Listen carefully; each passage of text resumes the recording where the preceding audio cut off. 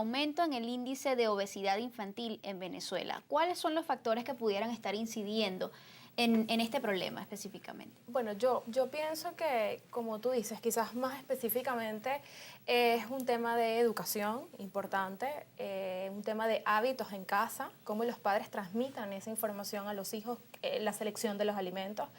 La adquisición de los alimentos también es importante, ¿no? De repente cuando vas al supermercado siempre te van a poner en los primeros anaqueles lo que tiene más grasa, lo que tiene más azúcar, lo que tiene más calorías, porque ¿Y los normalmente es lo vegetales más al fondo? caro. Exactamente. Los vegetales quizás al fondo no se ven tan atractivos, no, los colores quizás no son tan llamativos, entonces si los niños que es una muy buena estrategia, van al mercado con sus padres, quizás van a enfocarse en lo primero, ¿no? Y otro punto muy importante es definitivamente el impacto que tienen los medios de comunicación social. Lo hablábamos, los niños ahora pasan muchas más horas viendo televisión, jugando, videojuegos y en todo ese proceso, por ejemplo, viendo televisión se transmite mucha publicidad, muchas propagandas de productos que son muy llamativos, que cereales con mucho azúcar, bebidas con mucho azúcar y por supuesto el niño va... Golosinas. Pizzas, Claro. hamburguesas, no es que sea malas per se, Papas, pero se exacto. convierte en un hábito permanente de consumo. Y entonces dejas de consumir otros alimentos que son necesarios, que tienen mucho más vitaminas, minerales. Y el hecho también de la alimentación, decíamos, tienes niños muy sedentarios que...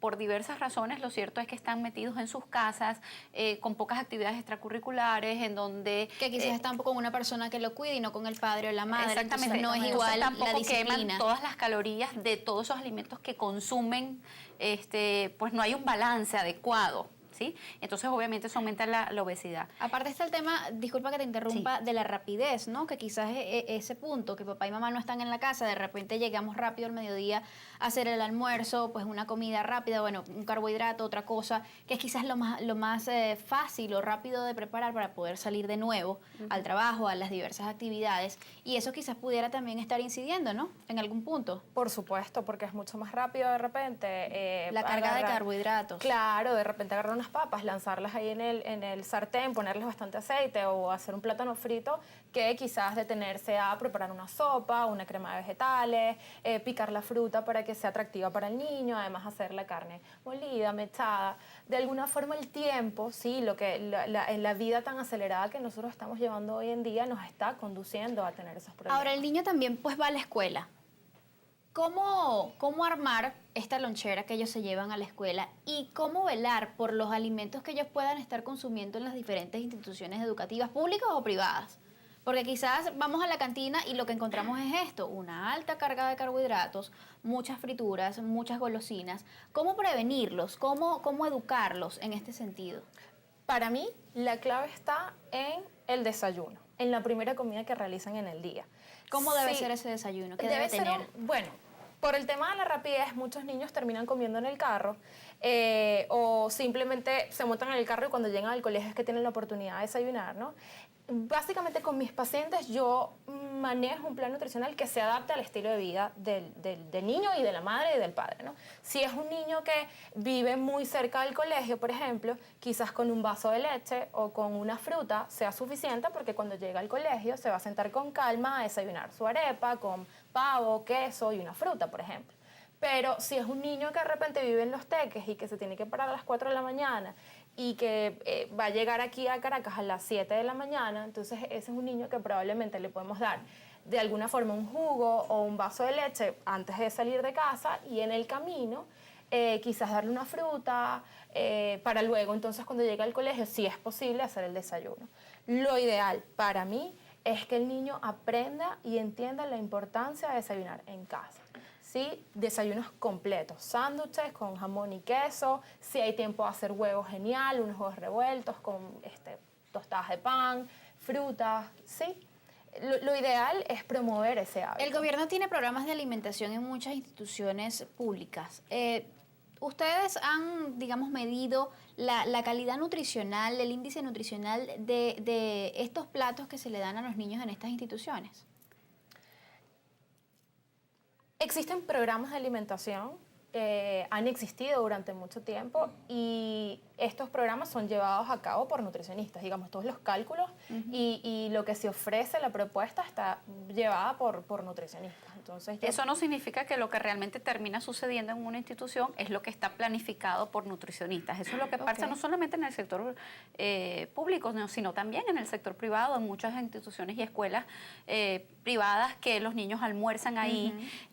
Bueno, yo tengo 2 hijos, una ya adolescente y otro pequeño, y en mi experiencia la educación es fundamental.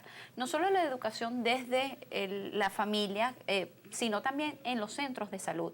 El hecho de que entiendan y desde la educación formal se les explique la importancia de todos los grupos de alimentos, eso combinado con la necesidad de estar bien, tener una apariencia en la adolescencia sobre todo, una apariencia delgada, etcétera, va a modular, va a hacer que los niños se autorregulen y decidan comer o no otros alimentos, porque lo cierto es que aunque tú le mandes una lonchera balanceada y decidas, bueno, mira, te voy a dar una fruta, te voy a dar un carbohidrato con bajo componente de azúcar preferiblemente, y yo voy a ver cuando regreses, yo chequeo qué comiste, qué no comiste. Lo cierto es que ese niño pudo haberle regalado esos alimentos sanos a otra persona. Otro punto además es que muchos adultos tienden a tratar a los niños como adultos, entonces asumen que, bueno, desayunaste a las 8 de la mañana, 7 de la mañana antes de llevarte al colegio, almorzaste, ya luego cenaste, pero realmente ¿cuántas veces al día debería comer un niño? En promedio, yo recomiendo por lo menos tomar alimentos cada 3 a 4 horas, ¿no? Justamente para evitar esto que estaba comentando Beatriz anteriormente, de esos picos de azúcar e insulina durante el día. Si el niño solo desayuna, almuerzo y cena, es bastante probable que cuando llegue a la siguiente comida va a tener muchísima más hambre, va a controlar en menor proporción lo que come y va a ser mucho más susceptible a elegir cualquier alimento que esté disponible en ese momento. Entonces, por ejemplo, yo en mi práctica privada, como te digo, me amoldo al estilo de vida del paciente, pero siempre trato de promover un primer desayuno en casa o una merienda en casa. Luego, si pueden volver a comer en el colegio, pues sería ideal porque también pasan muchas horas. Los niños entran a las 7 y salen a las 3 de la tarde. Entonces, todo eso requiere una dinámica familiar, que era lo que estábamos conversando, porque dónde hacen el almuerzo, si se lo llevan, si lo consumen en el colegio. Entonces, una merienda a mitad de mañana que sea importante, que sea sustentable, va a permitir que quizás ese almuerzo sea más fácil, ¿no?, de llevar.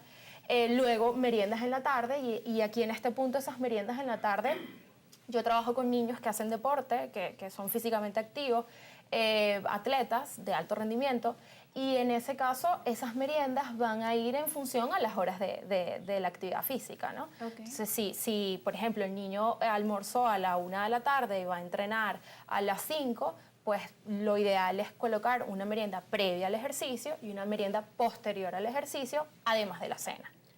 Porque en ese caso, él requiere recuperar todas esas reservas de energía que perdió durante el ejercicio. Solemos escuchar también muchos casos de padres que dicen, no, bueno, pero es que mi hijo lo único que le gusta es pollo, pasta y no come nada de vegetales y de repente prefiere un plátano o prefiere una fruta, pero no son todas las frutas.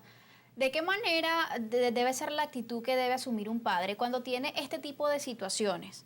¿Ya? Que ya es un niño quizás que tiene 8, 9, 10 años, que no es un bebé a quien quizás se puede manipular, digamos, más fácilmente, con mayor facilidad. ¿Cómo hacer en ese caso? ¿Cómo hacerlos entrar en razón? Yo pienso que los padres deben respetar que el niño no quiera consumir esos alimentos. Ojo, no estoy diciendo con esto que entonces el niño va a estar malnutrido y tú no vas a hacer nada como padre. No es eso. Pero tampoco podemos obligar, ¿sí? Yo he escuchado muchas historias y he conocido muchas madres que le dicen a los niños, no te paras de la mesa hasta que no te termines la sopa. Y es una tragedia, 2 horas el niño ahí, esa comida fría, y no se la va a comer. Si el niño no come dentro de los primeros 20 minutos... Pero también puedes tener conductas negociadoras. Exactamente. Que es lo que yo hago en la experiencia. Ok, yo te voy a dar esta galleta, más primero te comes esta mandarina.